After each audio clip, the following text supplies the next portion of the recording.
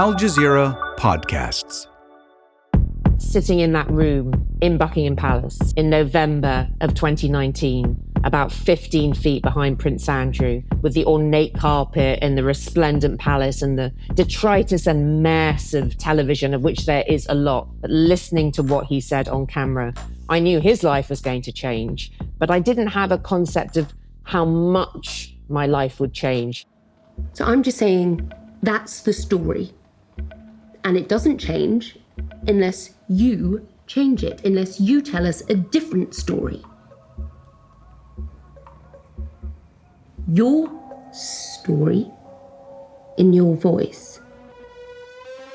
That's British actress Billie Piper in the Netflix film Scoop.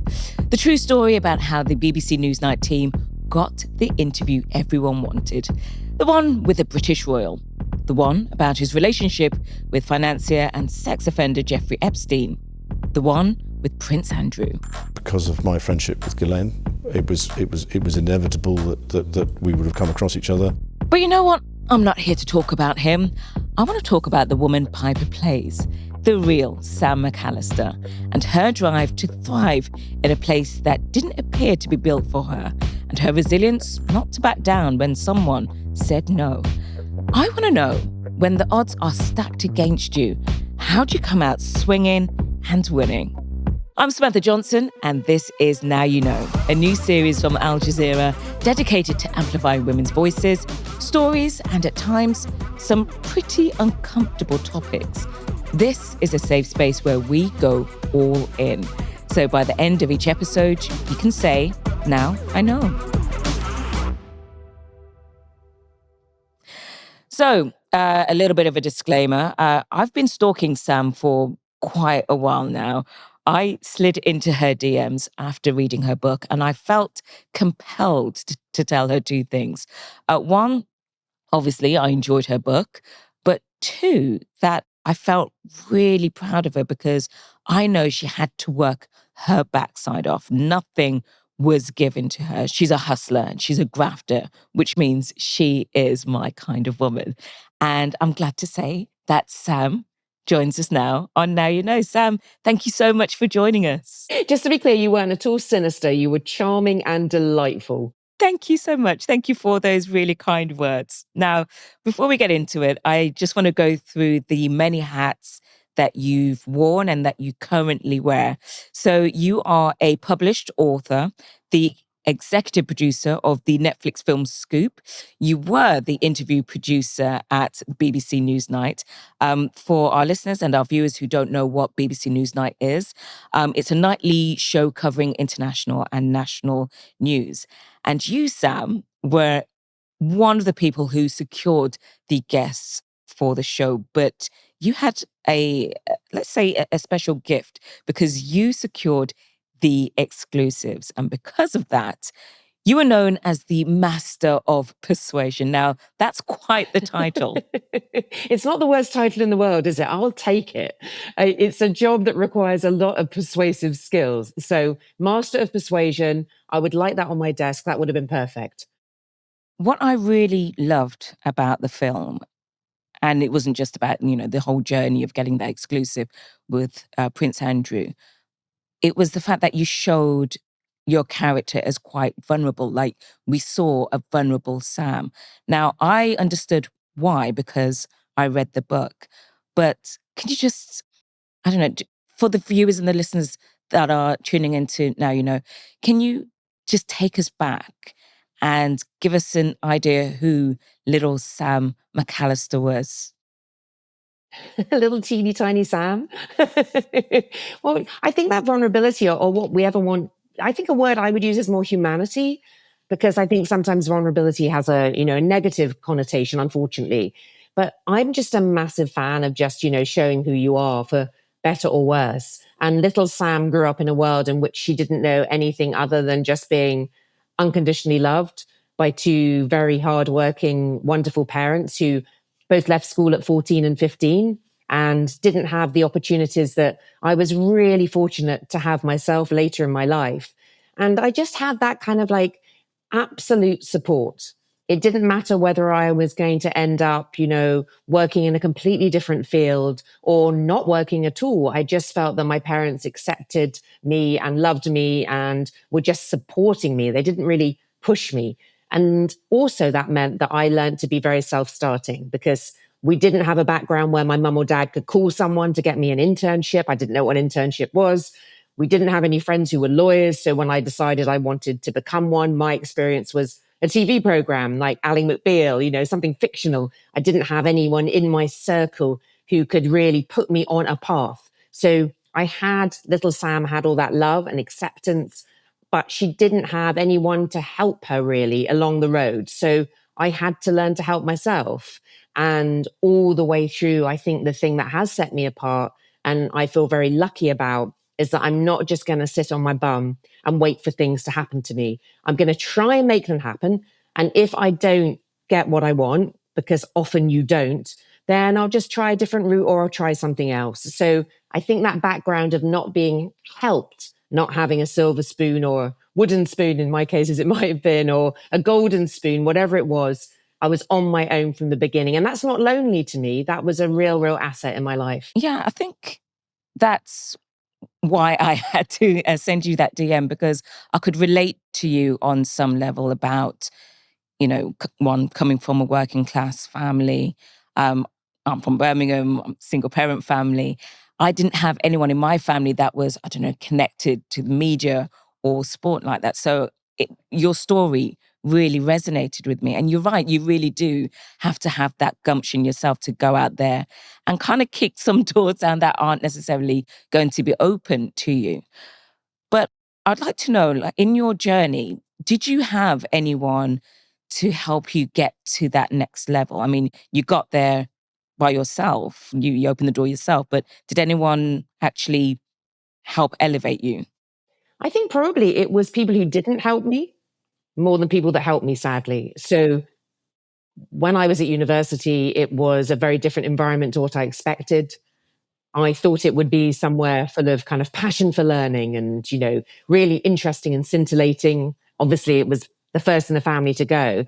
So it was all the no's that I received that actually I found really inspiring. So I started a course that I didn't end up liking. And, the dean told me I could change course if I did all of third year in 6 weeks. And I did.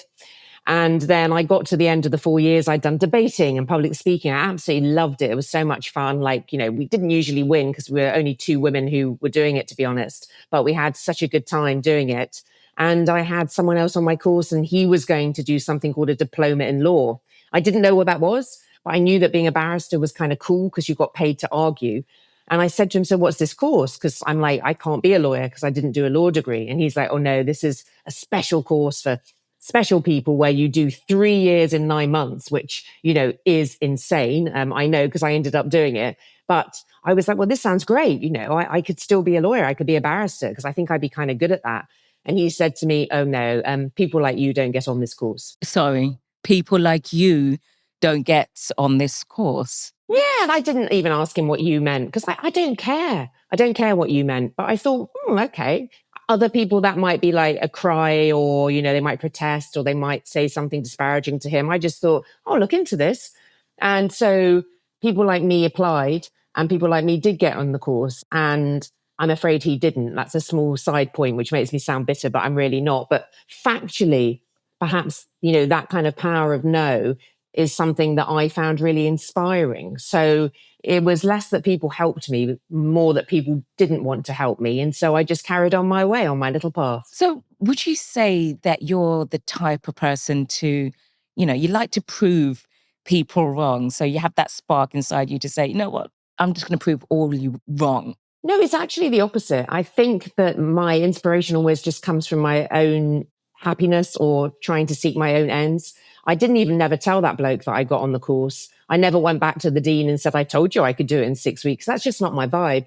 I know what it's going to make me happy, what I want to try to achieve, and I'll just go about it to the best of my abilities. And I'm not interested in what other people think of me or trying to teach them a lesson. And I think that is a massive gift because to be able to do what you want for your own happiness, regardless of people's opinions, or trying to stick it to the man or the woman, as it may be, whoever's trying to get in your way, just makes you really happy. And I think happiness has really always been my bedfellow for most of my life, because I'm just getting on with it for myself. Don't get me wrong, now and again, you're kind of like, ha, but it's not really anything that's ever driven me. I've just been looking out to do well for myself, whatever that looks like. It doesn't mean necessarily being a billionaire or a zillionaire or being a CEO, but I know what I want in my life and the experiences I want to have, and I just keep chasing them.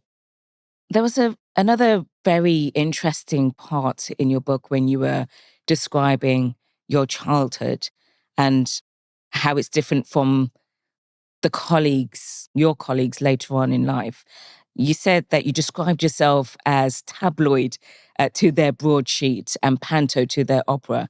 Now, just to give our listeners and our viewers some context, when it comes to the UK, class is a huge issue.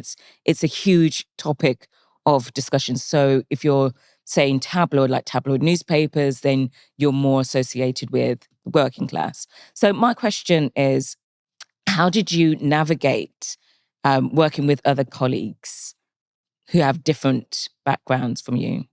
I think it was quite an interesting one, because in a sense, I've got my feet in both worlds. It would be remiss of me to say anything other than in the class system, which is so complicated in the UK, which I didn't really know about until I was about 18. It would be misleading to say I'm anything other than middle class now. Some people might even describe me as posh, which I find an affront, but I have to suck it up. But, it's a big difference to where my family started out. And I think that really dealing with that was quite interesting, because I hadn't been aware of it until I started, basically, I would say law school. University, there was a bit of it. I didn't know what Eton was, which is, an elite private school that loads of prime ministers have gone to. I had a lot of confidence in my intellectual capabilities, so it didn't ever squash me. But when I got to law school, I did really notice that there were assumptions about me because of the way I dressed and looked, and because of my background as other people saw it. And at that stage, it became more of an issue for them, but not for me. But I think it's a bit of a shame, really, that it doesn't matter how much you do. There is a certain group here in the UK that you can never do enough for them to be interested in you or accept you or see you as anything other than less than them. The class and gender gap in the UK media is something that you're quite passionate about. Why is that? I think it's just because it's bad for the media, and it was bad for me. It was bad for me on a personal level because it was harder to make friends, to be honest, or to find people who enjoyed my sort of boisterous passion and had similarities with me. I was kind of leaving to go back to my house to bring up my son, and I was the happiest person I knew, but there wasn't a lot of extra money. And, I didn't know who Catullus was or listen to Wagner operas, and I wasn't like eating sourdough. There were all these kinds of things that colleagues were doing, and, mountain treks at the weekend and staying at second homes and stuff. And none of them interested me. So on the micro level, selfishly, it would have been nice to have more people who I felt were in my tribe. Anytime someone was a bit different, we all like banded together, thrilled to find one another. But on the macro level, less selfishly and more importantly, I think a lot of the crises that corporations like the BBC face are down to this thing that they talk about, but don't do enough about different intellects and different backgrounds and diversity of thought and diversity of experience. And I think it's crushing the output. I think that's why the output becomes less and less relatable and less popular. So on a business level, I think it's hugely important. But on a personal level, it just would have been nicer to have more people like me around. Yeah. And have you seen a change within the UK media on that? I think it's got worse, sadly. Yeah, sadly I do. I think it's getting harder because as the job market gets tougher, in the UK and around the world, obviously the people who hang on longer often are people who can afford to, and everyone else has to get a second job or find an alternative to pay the bills. Unfortunately, I don't think it's going to improve soon, but there's still a lot of hope that it can improve as more people think it's important and do something about it. In the film, you showed how you were juggling your high-pressured career and being a single mom. Can you tell us more about your experiences and, in fact, what it was like getting back into the workforce after you came back from maternity leave? After maternity leave was really interesting because I think it was the first time I really realized I was, a woman for a while. Because prior to that, I'd just been doing my thing, lucky enough with education and opportunities, hadn't really stumbled across that many problems. But when I went back to work after having a child, I wanted to go back to my old job. And it was made clear to me that as a part-time worker, that wasn't available to me, although I suggested that I did it on a probation basis, basically. I believed I could deliver in 3 days what lots of colleagues would have delivered in 5 or even 10, to be honest, because I'm a really hard worker. But that wasn't an opportunity that was available to me. And when you came back from maternity leave, you had that confrontation with your boss. Now, that sparked something within you because you knew you wanted to do something that you were passionate about. And that led you to the Newsnight team. So can you tell us more about that transition? Yeah, absolutely. I mean, I'm not one to sit around feeling sorry for myself, as you can probably tell. So I looked for a solution and they put me in something called development, which is like a Kafka-esque nightmare where people just talk and nothing ever happens, which is not my personality at all. So I did something where you could go anywhere in your organization for 1 day. And the guy who was the presenter on BBC Newsnight at that time was called Jeremy Paxman. He was super famous in this country, like super ferocious and brilliant. And I'll be honest with you, oh my God, I just always wanted to meet him. So I signed myself up for a day to this program, Newsnight, ostensibly to meet him, but also because I had never worked in television, I had never worked in news, and I had never worked in daily news, and it sounded cool. So it was a baptism of fire. And it ended up being effectively a 12-hour job interview because I treat every experience as a potential job interview. And I just loved it there. I mean, I was terrified. It was overwhelming because I was so out of my depth. But I loved it. And I begged the editor at the time to let me have 6 weeks. And if I was rubbish, he'd never hear from me again. And if I was good, would he take me for another 6? And I ended up being there, I think, for 12 years in the end. Okay, Sam, we've got to talk about it.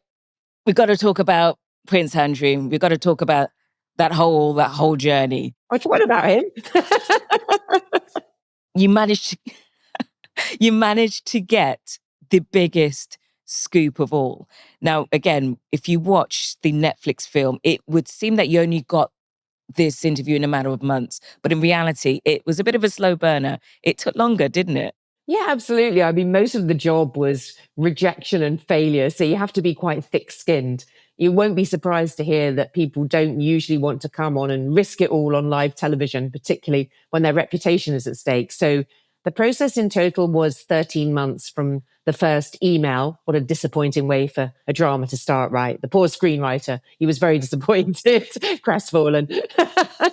But from the first email to the palace and the actual day that it happened was 13 months. And for most of that, I was doing it entirely on my own, not least because, first of all, that was my career. You just kind of got on with stuff and tried to bring in interesting content for the presenter so that he or she could have someone to talk to in 45 minutes of live television 5 days a week. That's a lot of airtime to fill. And second of all, because to be honest with you, as you see depicted in the movie, at the start of this process, an interview with Prince Andrew was not very Newsnight, as one of the characters says, i.e. it's a highbrow program that's dealing with, macroeconomics and the situation in Afghanistan and those kinds of highbrow issues. And he wasn't really someone that we would have been that interested in. He was, in a sense, a forgotten prince. But after the initial conversation with them where they wanted to do what we call a puff piece, which is like an advert for an individual where they don't answer any hard questions, I declined that 13 months prior in the October of the year before. And then I stayed in touch and said, if he changes his mind, which they never do, would he get back in touch and we could do something with more news values, which is, news speak for freedom of opportunity and freedom of access and asking, free questions. And then they did get back in touch. And I was invited in May of the following year to go into Buckingham Palace. And I didn't even tell my boss because he was still not really the number one news story in town. He was probably about the 1 million news story in town. And I fancied a trip to Buckingham Palace. Not going to lie, not above it. So, Of course, why not? Why not go to Buckingham Palace? why not? I did prep, just to be clear. The glibness aside, I prep my bum off when it comes to any professional meeting. So I was very well prepped. And that meeting went really well. It was with someone called Amanda Thirsk. She's played by Keely Hawes in the movie, the Netflix movie. And she was super impressive, old school, kind of used to work in the city. So she worked in finance in London.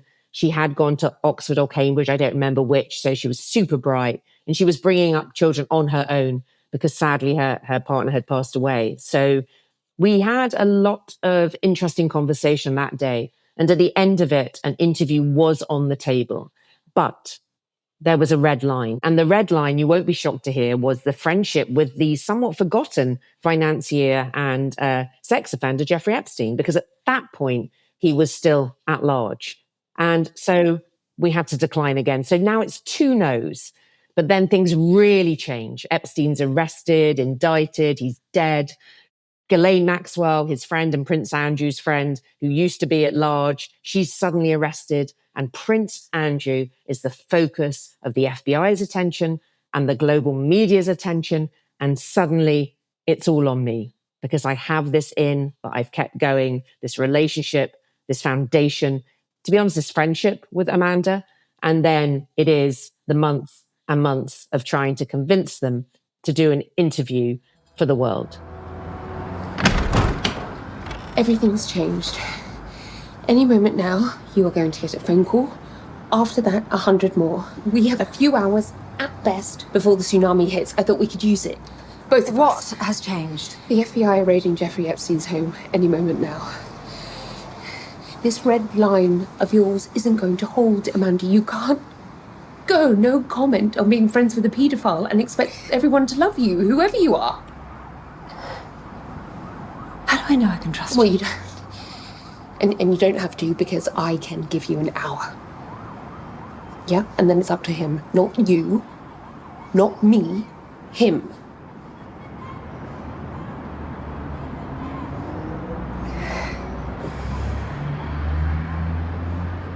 An hour of television can change everything. It's like magic. So you really chased after this exclusive. Why was it so important for you? Yeah, I think it is in a sense. It sounds a bit strange, but it was no more important to me than any other. It was part of my job to try and bring in unique content. Part of the thing about working on a news program is that they are very, very vulnerable to being axed or curtailed. In fact, Newsnight, my old program, is now much shorter than it used to be. It's a different beast. So you are constantly trying to get content that makes your presenter look great and keeps your program relevant. And so in a sense, although Prince Andrew was definitely in my top tier of things I was chasing, it was the same as chasing, an interview with Elon Musk or an interview with a famous movie star or Kim Kardashian. I was doing that kind of thing every day. As it progressed, of course, it became clear that this, if it happened, was going to be an interview of such significance that I really needed to, put every minute of every day into trying to make it happen. But I think, in a sense, the fact that I treated it like every other interview was the reason that I was able to keep sane during this crazy process of going from an interview that my colleagues rightly said is not very Newsnight to having my foot in the door for an interview that would be, if it happened, the most Newsnight interview ever. And did you realize at that moment during the interview that nothing was ever going to be the same again, especially for you? When I was in the interview itself, when it actually made it to camera, because you know yourself, you don't believe an interview exists until someone's bum is in the seat, the camera's on, they're rolling. And not even then, it's in the machine, it's being edited, it's ready to go out, it goes out. That's when it exists. Before then, you have to not be emotionally involved because, as we both know, so many things can go wrong.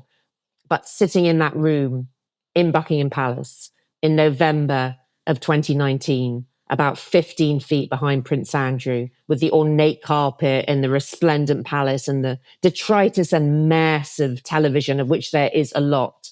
But listening to what he said on camera, I knew his life was going to change, but I didn't have a concept of how much my life would change. But I knew this was a very, very big deal.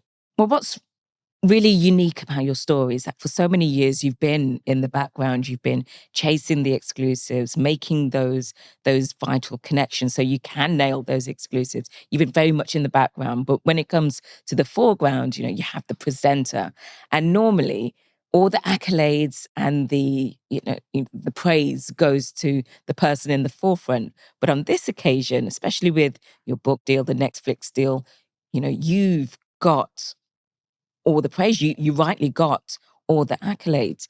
So how does it feel to finally be in the foreground? Yeah, it's interesting, that one. I think I would add a sentence to what you've just said, because it's entirely true. I would say that we always used to joke as producers that when things go well, the presenter gets all of the attention. And when things go wrong, you get all of the attention. So in a sense, being second in command or 22nd in command, as I was, you have a commonality with the people around you in terms of understanding what's at stake. From my perspective, I was a trained advocate. I had been doing public speaking and debating in private all of my life. So I was very used to dealing with, speaking in public forums and that kind of thing. And in the nicest possible way, I've never wanted to be famous or mega wealthy or anything like that. I have no interest in those things. So I'm enjoying, if you like, the experience of this particularly bonkers, magical, incredible opportunity that I have at the moment. I'm enjoying every second, but it's not my real life. It's a beautiful temporary experience. And I love my real life. So I'm very happy to be back to sitting on the sofa, having a snack now and again, because I haven't had a day off in about 3 years. Well, Sam, since the film was released in April, you've been a busy girl. Of course, like I said before, I stalk you on social media. The press tour was just absolutely insane. Like 1 minute you're in New York, you're in Times Square, and then you've got interviews with Australian networks. I mean, is this a real pinch me moment? Yeah, each minute, every minute and every part seems so unlikely that it's only when you take them in their whole that you can kind of go, holy hell, So it seems seamless, but the truth is I had to get a book deal. And you don't get a book agent when you're a nobody. I'm not putting myself down. I'm just saying, factually, it's princes and actors and that kind of thing who tend to get book deals. So in each part of the process, I've had to really overcome quite a huge thing to get an agent, to do a book proposal, to get a book deal, to get published, to get past legal. And how does that happen? How does it all come together? It's insane, right? The whole thing's insane. To get published was like beyond my wildest dreams. I thought maybe my mum would read it. She bought 10 copies. She is the best. You don't really know how any of this works. And there have been so many moments of kind of like random luck. I do think that some of it goes back, if I may say so, to the fact that I am, despite, some moments in the movie where you probably think, gosh, you might be a bit of a pain to work with. I am a really kind, decent person who looks out for other people. And that reputation, in a sense, has been very helpful in this scenario, because my reputation, despite being a nobody, has been, that I'm a scrappy, hardworking, decent woman. And I think that has actually been very helpful in this process. And I don't expect anything from people. I believe in hard work and I'm not imperious or snooty. So the Netflix actually happened because a friend of a friend was working on developing a drama about the Prince Andrew story, which I didn't know about, while I was finishing writing my book. And he mentioned it to his other friend, our common friend, one night. And this person said, God bless her, you must speak to Sam McAlister. And he said, just like one of our people in our movie, who's Sam McAlister? And she's like, oh my God, you have to speak to her. She's the woman that spent all that time negotiating that interview. And within 24 hours, I was speaking to him. Within 48 hours, I was sitting down with him. His name's Sanjay Singhal. He works at a company called Voltage Television with some others who were working with him from Lighthouse, including Hilary Salmon, who used to be the head of BBC Drama. And within about 72 hours, they'd read my chapters that a few days earlier they hadn't known existed. They didn't know that I existed. And they had them on non-disclosure agreement. And within, I think, about 4 days, I remember sitting opposite Hillary, who's a gritty woman and very impressive. And she said, we've been looking at the wrong point of view on this drama. It's about you. You're the heroine. And that is what we need to make. That's the drama we need to make. And I signed a deal within 5 days. And how did it feel to hear that you were the heroine in all of this? I felt it was like quite a special feeling, because I have that self-belief that I've talked to you about, and I'd sold, if you like, the book on a strapline, because you have to get someone's attention. And my strapline was, how on earth did the Prince Andrew interview happen? I'm the only woman in the world who can tell you the story from the beginning, right?